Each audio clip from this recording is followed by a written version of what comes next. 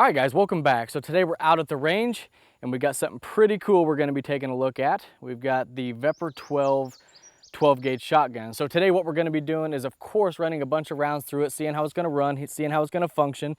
And I picked up a wide variety of different types of ammo, ranging from birdshot to buckshot, slugs, and then I even picked up some of that low brass or that low recoil stuff, you know, that underpowered ammo, to see how it's going to cycle in this semi-auto shotgun. Now this is a brand new shotgun. It is borrowed from a buddy of mine. He just picked it up, so we're going to be running the first rounds through it, seeing how it's going to run. So let's get to it.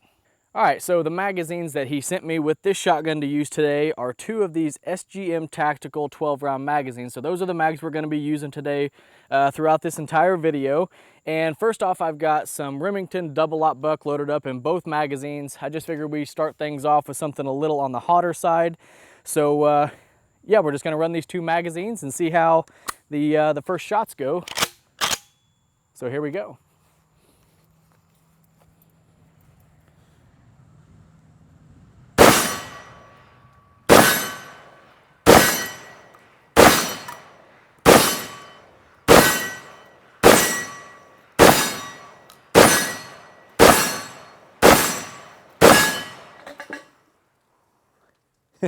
And I broke my target. Okay, so there's all 12 rounds, and as you can see, it does lock open on the last round. So take that magazine out, take and put the new one in. And one thing I noticed is these SGM Tactical magazines are a little bit tight, so hopefully those will loosen up as we run this shotgun. So another cool thing, it stays locked open even as you change the magazines. And then right here is a little button. You just push up on it and it loads the shotgun for you. So here we go. My steel target is down, so we're just gonna shoot at the target next to it. So here's the next 12 rounds. We'll shoot this one a little bit faster.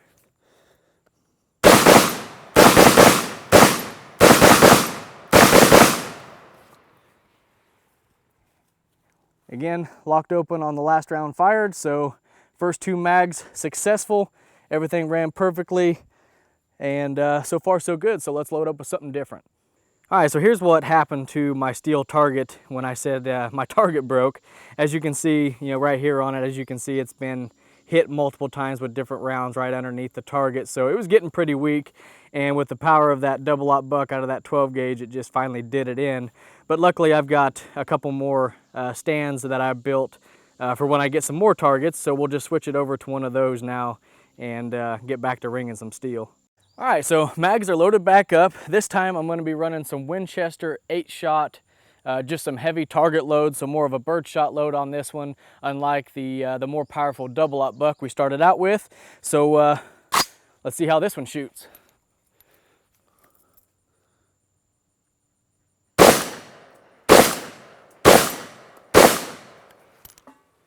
Did have a little malfunction there. Let's see if that was just a fluke.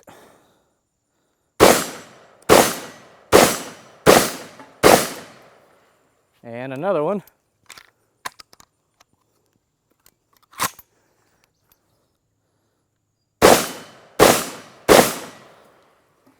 And it locked back on that last one. Now I don't know if the gun is just still breaking in, or the mags are still breaking in, or whatever, or if the ammo was just too weak to run it. Now, I noticed that when I was shooting the double-aught buck, you know, the rounds were ejecting, or the shells were ejecting, you know, pretty far. I could see them shooting actually over the camera. And on this one, it looked like it was just kind of jumping right out. So I think it was just because of the low-powered, cheap, like Walmart bulk stuff. So I got another one loaded up with the exact same stuff. So let's see if this one runs any better, or if this ammo is just a little too underpowered. So here we go, mag number 2. And again, another malfunction.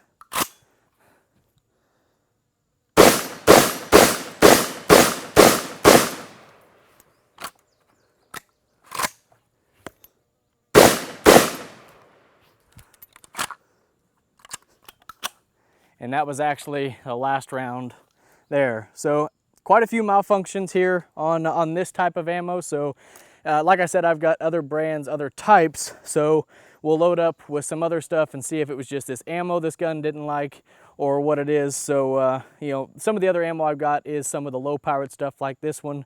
So let's switch brands and see if it does any better.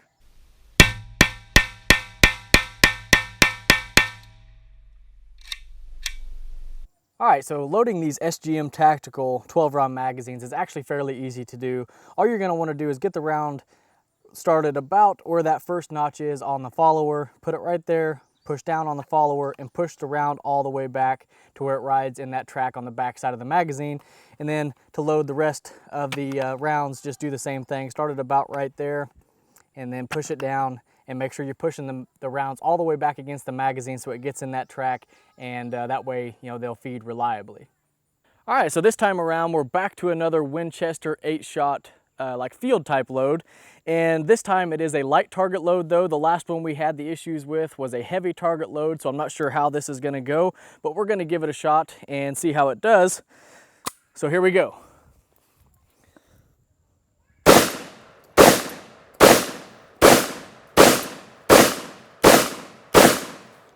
One little hang up.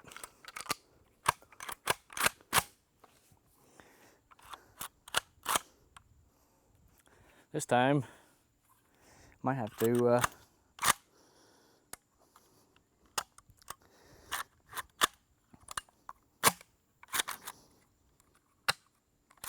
there we go.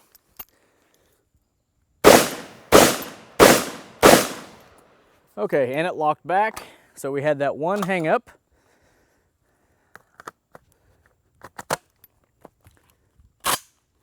And here goes mag number 2.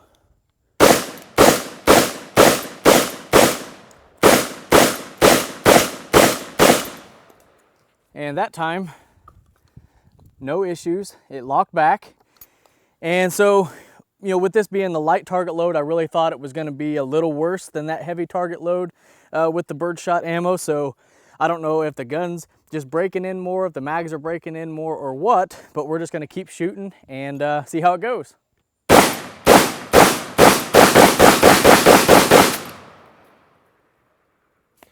So we've tried out the Remington double-aught buck. We've tried out a couple different Winchester 8-shot target loads. Now it's time to try out some slugs. These are Remington 2 3/4 1-ounce slugs. So let's see how it does with these.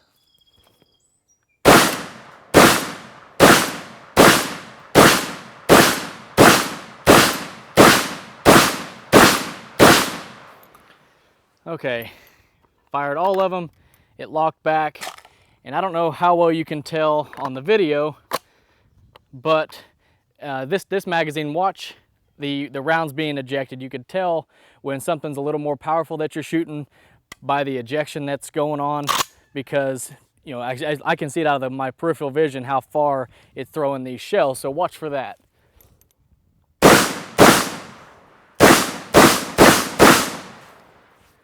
Yeah, did have a little hang up actually.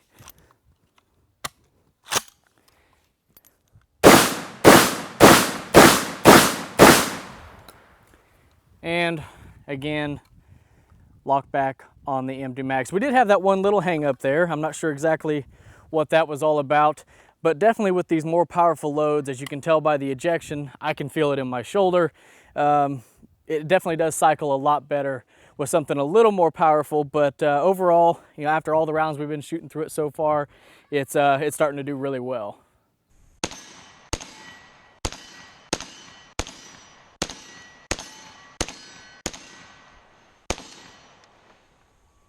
So now the ammo we're going to try out now is another like field and game load, another birdshot type load. This time it is a Federal brand, and I think it's a little hotter than the last Winchester we tried. I think the last Winchester was like 1,100 feet per second. This one's supposed to be 12 or a little more, so a little hotter than the last one.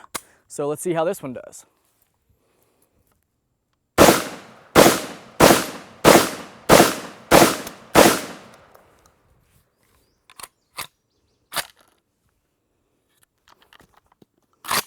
Not sure what happened there. And we locked back on an empty mag. Now the last ones we shot was those slugs. And then again, if you're watching the ejection, you can tell that they're just barely coming out and going forward. So you can definitely see a difference between the light loads and the hotter loads.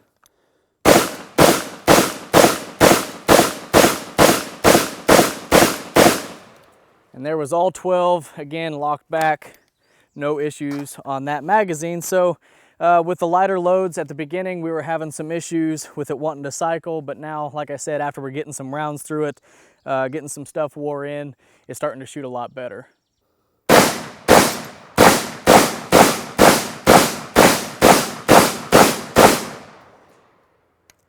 All right, so now let's take a look at how this thing actually breaks apart.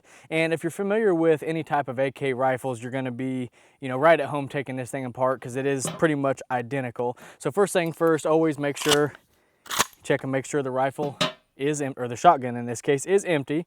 And here on the back, if you can see that, where you normally just push this in on your standard AK, this actually does have a little spring deal on the top, little button. You have to push it down and then push this forward. So just push that in, push this forward, and then your top cover is just gonna hinge up kind of like the like AK-74, like crank-off style. So it does just hinge up and stay out of the way. And then out comes your recoil spring. And as you can see, it's got this little hooded shield on it. And then just remove your bolt and bolt carrier, just like any other standard AK.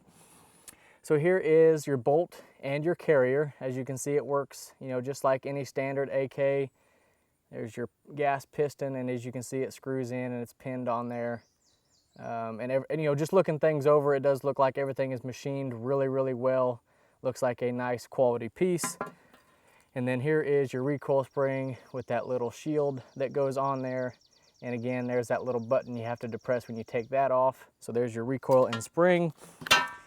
And then I'll go ahead and give you guys a look down inside the receiver. And as you can see, very AK-like on the trigger and the spring and everything like that.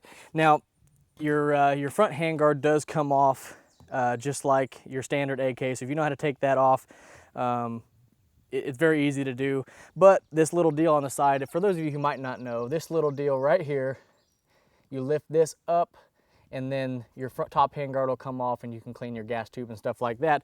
But on this one, this deal is actually really, really tight, and I don't have a pair of pliers with me to pull that up. So all you gotta do, pull that up, and your top handguard will come off. You can clean your gas tube and things like that. So in order to put it back together, again, just like your standard AK type rifles, just sit your bolt and carrier down in, run it forward, put your recoil spring back in, just make sure you have that little hood piece lined up because it does go over top of your carrier.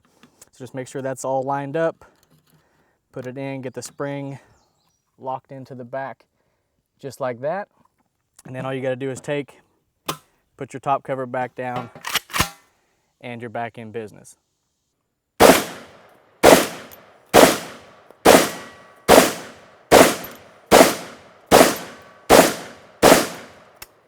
All right, so this is actually the last type of ammo I brought out here to try through this gun today. And this is another Winchester 8-shot, but this time this is a low noise, low recoil, pretty much a underpowered 12-gauge shell. So I wanted to bring this out here today to see how it was gonna function. So let's see how it does.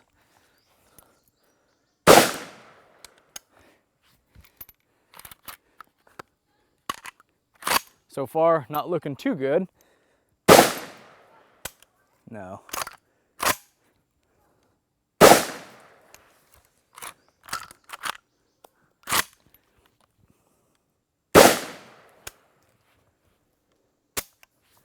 Now, as you can see, this low, I don't think I've ever shot this low recoil stuff before, but I can tell you that, it's night and day difference, even from that standard target load that we've been shooting today, that really is kind of low recoil compared to like the slugs and the double-aught buck. But this stuff, it is very, very, very underpowered. And as you can see, it's essentially turning this shotgun into a single shot.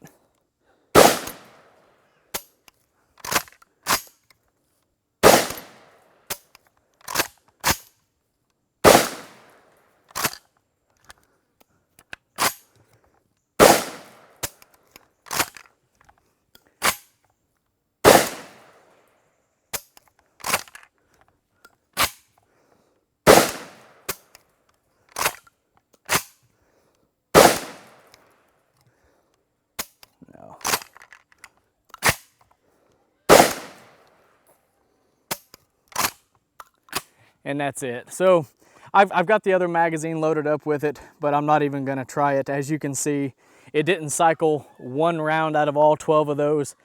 Like I said, it essentially turned this thing into a single shot shotgun. So I guess the low recoil, low noise, extremely underpowered 12 gauge just doesn't have enough oomph. At least this Winchester brand. I don't know if there's other brands out there that might be a little more powerful, but as far as this Winchester stuff we're trying, it just turns this into a single shot.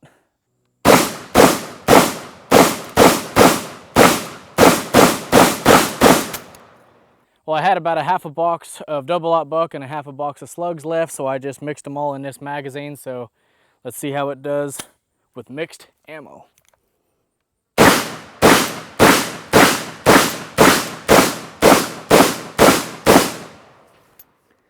Ran like a champ.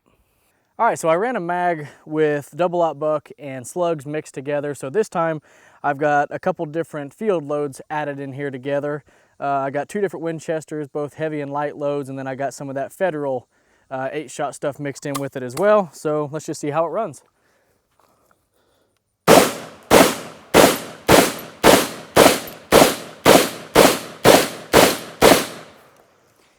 And as you can see,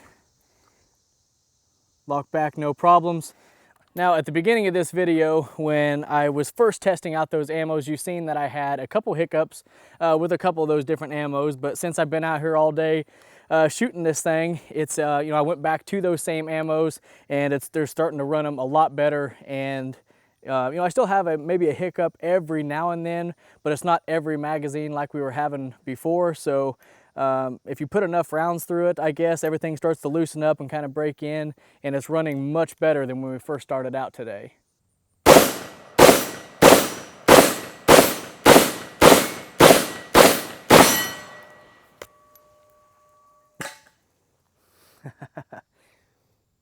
All right, so now I want to go over some of the features of this shotgun that I haven't talked about yet, and then give you guys some final thoughts on this Vepr 12 shotgun. So some of the things that I haven't talked about yet is the safety lever. Now, it looks kind of like your standard AK safety levers if you're familiar with those, but it has this little notch on it down here at the bottom, and that makes it nice for being able to run it with your finger while you've got your hand ready to fire and everything. So it's on safe right now. All you got to do is just kind of flick it up with your finger to go on fire and flick it down to go back on safe. So that is a really cool feature on the safety selector there. And then I did mention already right here, this little tab, it sticks out a lot farther when the bolt is locked to the rear, but you can just reach up, hit that, and chamber around when the bolt is held open, since this does have the bolt hold open on the last round fire. So that is a really cool feature there as well. Here on the back, you've got like it looks like an Ace type stock, metal stock, and it does have this adjustable little cheek piece.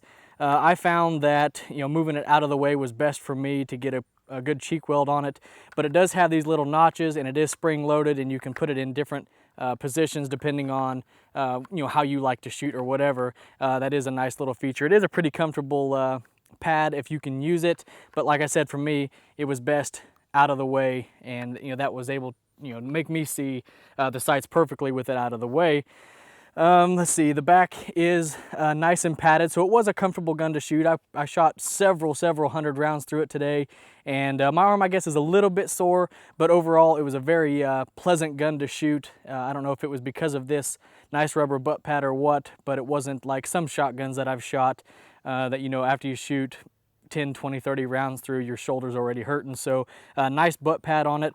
The pistol grip is very comfortable. The trigger is actually a really nice trigger. It feels like your standard AK trigger. It is a single hook, I do believe, but nice trigger, nice reset. Up top, you do have a Picatinny rail across the dust cover. It is polymer, but I've watched other videos and seen people talk about it. You can put optics and everything up there, and it seems to hold zero with the top cover being hinged like it is. So it does have a nice Picatinny rail up top if you want to put red dots or whatever else on it. The rear sight is the RPK style. It does have adjustments for windage and elevation like the RPK style sights. The front sight is your standard AK style front sight. And then on the front, it does have this little muzzle cap on it, but the muzzle is threaded if you want to put like a flash hider or a compensator, or if you want to put chokes on it or whatever. It is threaded, so you can do all of that. The front handguards are a polymer. I'm not sure exactly who makes it. I don't know if it's out of the Malat, I think that's how you pronounce it. This is made in the Malat factory or something like that from Russia. That's where this is made. And overall, the quality seems really good inside and out. The paint on this rifle, it does look like it's just a standard paint. It doesn't look like anything special there, kind of like an Arsenal paint. But so far it seems like it's holding up even after all the shooting we've done today. So it seems so far like a pretty durable finish. The magazine well, as you can see, you don't rock the magazines in like a standard AK. They kind of push straight in AR style, and it does have this little plastic magazine well on it. So, and like I said in the beginning of the video, those SGM tactical 12-round magazines were a little tight to get in and out. But after I shot it all day, the mags were going in and out much easier. I think that's all the features that I really wanted to talk about. Overall, guys, the gun is a very, very nice gun. It was a pleasant gun to shoot all day long. At the beginning, when we first started shooting it, I did have a couple of those issues with some of those lighter target loads, the birdshot and things like that, stuff that's kind of underpowered. But when we were shooting the double-aught buck and the slugs and things, it really did run it like a champ.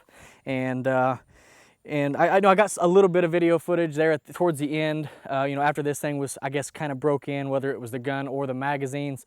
It started cycling those light 8-shot like birdshot loads much better at the end. I did still have maybe a hang up every now and then, but it wasn't every magazine like it was before.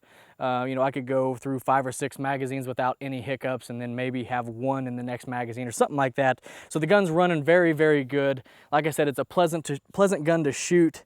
And overall, I guess the weight isn't too bad, even with those big 12-round SGM tactical mags. With 12 rounds loaded up in it, it really isn't all that heavy. I guess it is a little heavy compared to some rifles and shotguns, but overall, you could hold this thing all day, shoot it all day, take it to a shotgun class or whatever, and you shouldn't have any issues or anything like that. But anyhow, guys, I really had a good time coming out here and doing this video today. I had a lot of fun shooting this gun, and I really do hope you guys enjoyed the video. And another thing, I do post all of this stuff on Instagram. I usually, like when I got this gun from a buddy of mine to do this video, I did post a picture up on it, and I posted it on Instagram, and I did have one guy comment on there asking about that low brass ammo. So, if you guys are on social media, I'll leave my links down below to Facebook and Instagram and stuff. That way you guys can be on there and see, pictures that I'm posting, and I'll let you guys know, kind of what's coming up. Like I posted this yesterday, and like I said, I got those comments, and it gave me an idea for the video, because I wasn't going to bring any of that low recoil, low noise type ammo out here, but a guy said he wanted to see how it ran in the video, so that's why I picked some up.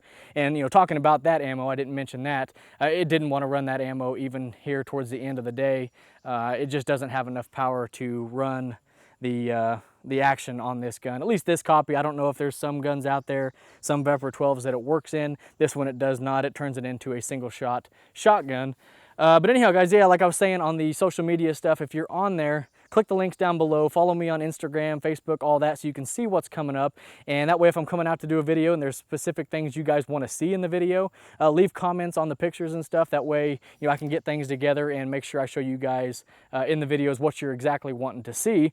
But anyhow, guys, if you have any questions or anything about this video or any other videos to see on the channel, ask in the comment section below, and I'll do my best to get back with you. And as always, I appreciate everybody watching. I appreciate everybody subscribing, and we'll catch you in the next one.